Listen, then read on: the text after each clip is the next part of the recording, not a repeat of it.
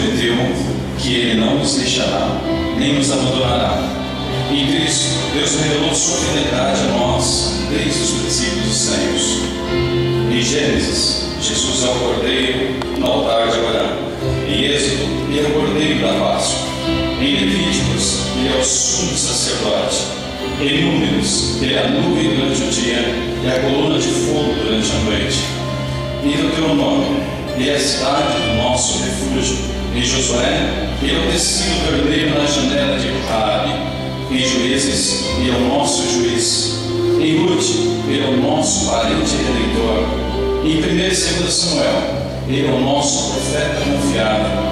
Nos livros de Reis e Crônicas, Ele é o nosso soberano. Em Esdras, Ele é o nosso escriba fiel. Em Neemias, Ele é o reconstrutor de tudo que está destruído. Em Esther, Ele é o Mordecai sentado fielmente no portão. Em Jó, Ele é o nosso redentor, que vive para sempre.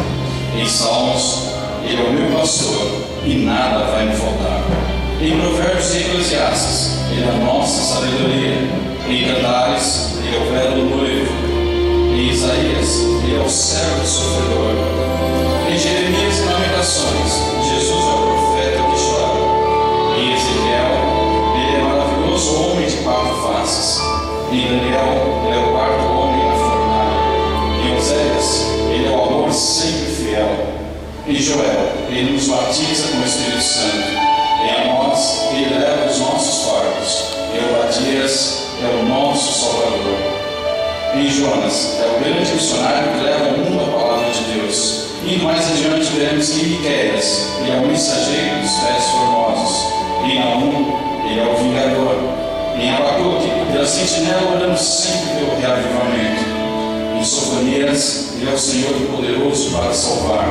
Em Ageu, Ele é o restaurador de nossa herança perdida. Em Zacarias, é nossa fonte.